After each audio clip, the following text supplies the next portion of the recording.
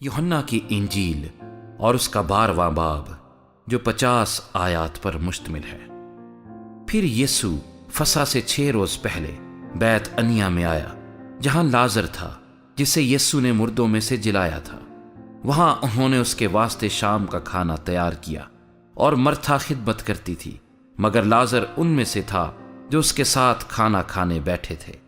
फिर मरियम ने जटामासी का आध सेर खालिस और बेश कीमत इतर लेकर यीशु के पांव पर डाला और अपने बालों से उसके पांव पूंछे, और घर इतर की खुशबू से महक गया।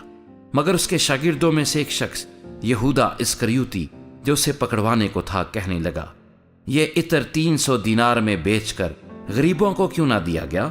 उसने ये इसलिए ना कहा कि उसको गरीबों की फिक्र थी, बल्कि इसलिए कि चोर था, और चूंकि उसके पास उनकी थैली रहती थी, उसमें जो कुछ पड़ता वो निकाल लेता था।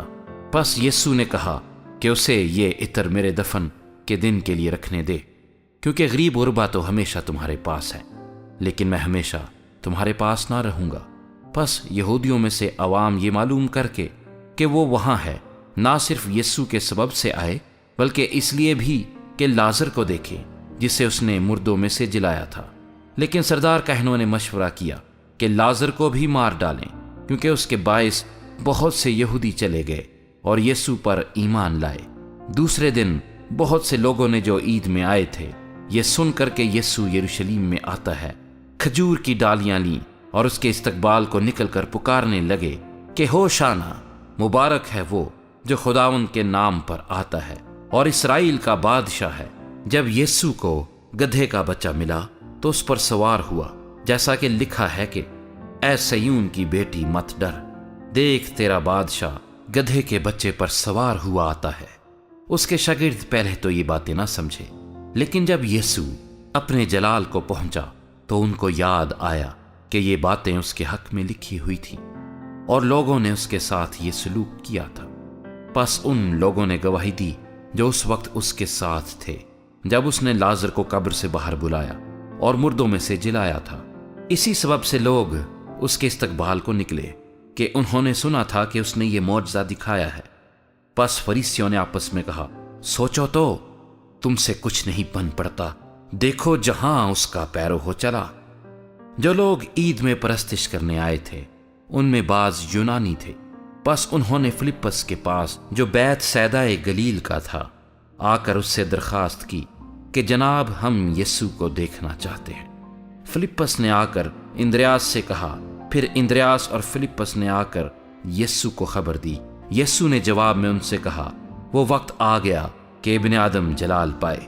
मैं तुमसे सच कहता हूं कि जब तक गेहूं का दाना जमीन में गिरकर मर नहीं जाता अकेला रहता है, लेकिन जब मर जाता है तो बहुत सा फल लाता है। जो अपनी जान को अजीज रखता है वो उसे खो देता है, और जो दुनिया में अपनी जान से अदावत रखता है वो उसे हमेशा की जिंदगी के लिए महफूज रखेगा।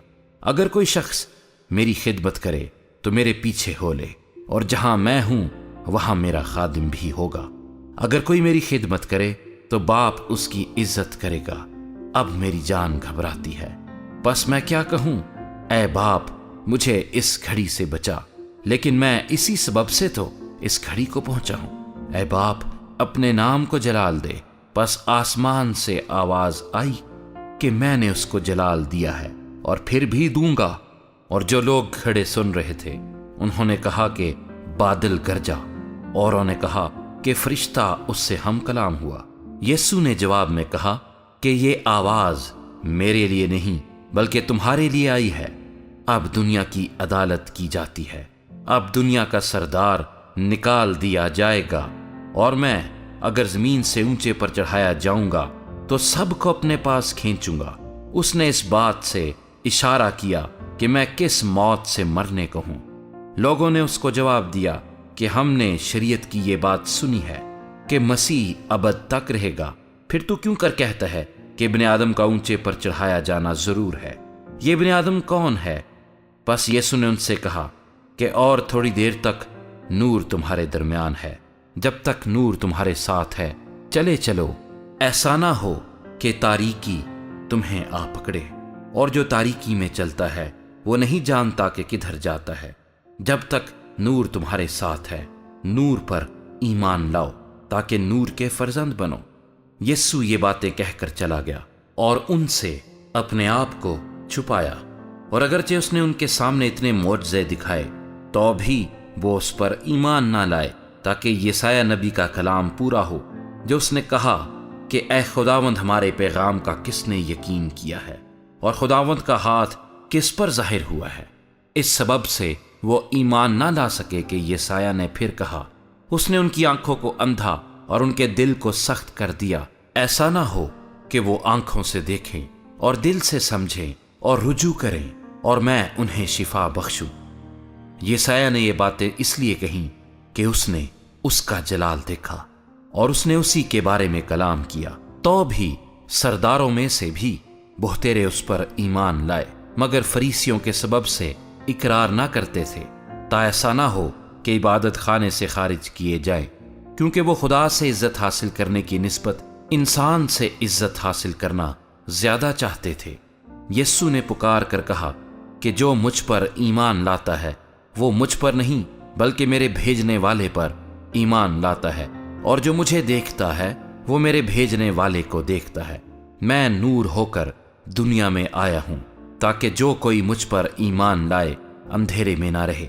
अगर कोई मेरी बातें सुनकर उन पर अमल ना करे तो मैं उसको मुजरिम नहीं ठहराता, क्योंकि मैं दुनिया को मुजरिम ठहराने नहीं बल्कि दुनिया को निजात देने आया हूं। जो मुझे नहीं मानता और मेरी बातों को कबूल नहीं करता, उसका एक मुजरिम ठहराने वाला है, यानी जो कलाम मैंने किया है आखिरी दिन वही उसे मुजरिम ठहराएगा। क्योंकि मैंने कुछ अपनी तरफ से नहीं कहा, बल्कि बाप जिसने मुझे भेजा उसी ने मुझको हुक्म दिया है कि क्या कहूं और क्या बोलूं, और मैं जानता हूं कि उसका हुक्म हमेशा की जिंदगी है। बस जो कुछ मैं कहता हूं, जिस तरह बाप ने मुझसे फरमाया है उसी तरह कहता हूं।